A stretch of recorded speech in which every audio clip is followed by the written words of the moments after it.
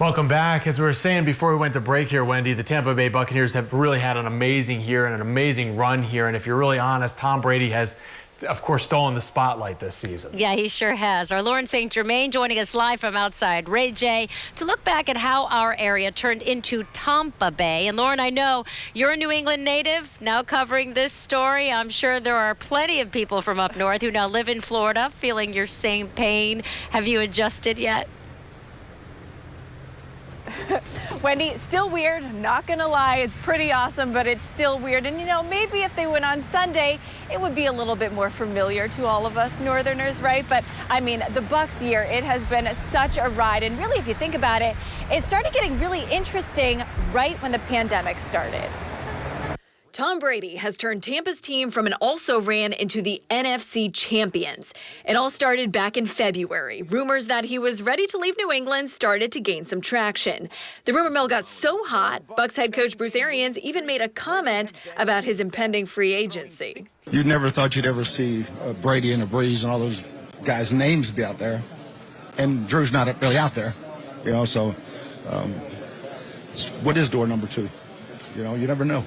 In March, the reality that Brady could be coming to Tampa Bay really started to take shape. First, he posted on social media he was indeed leaving New England for greener pastures. Almost immediately, Tampa was the odds-on favorite to land the future Hall of Famer. Then, Bucs stars began to talk about what life might be like if Brady picked the Bucs as his next team. What if Tom Brady did come to Tampa Bay? That'd be a good look. Then it happened. Brady signed on the dotted line. The Buccaneers had a legitimate quarterback that could take them to places they hadn't been in more than a decade. Just in at 9, it is official. Tom Brady has signed with the Tampa Bay Buccaneers, and he posted this on Instagram and Facebook just minutes ago, saying he's excited, humble, and hungry.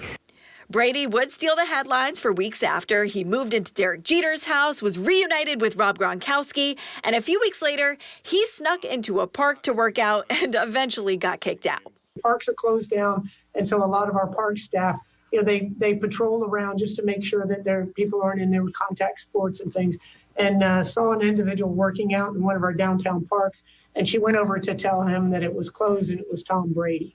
So, oh, my goodness. Well, there you go. Wow. So, he has been cited. It's been almost 10 months since Brady signed with the Bucs, and he is one win away from snatching another championship. It would be number 7 for Tom Terrific, but for us here in the Bay Area, it would be our second after winning the Super Bowl back in 2003. I think I can speak for everyone here when I say thank you, Tom, for choosing Tampa Bay. In Tampa, Lauren St. Germain, ABC Action News.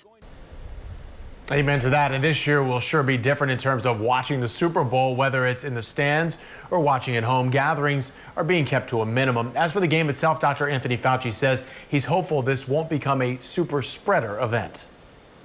I believe that they're trying to keep people separated enough in the stands wearing masks so that they don't have that proximity. And if you're outdoors and you're several feet apart, 6, 7, 8, 10 feet, you could be okay, as long as people abide by that and don't slip.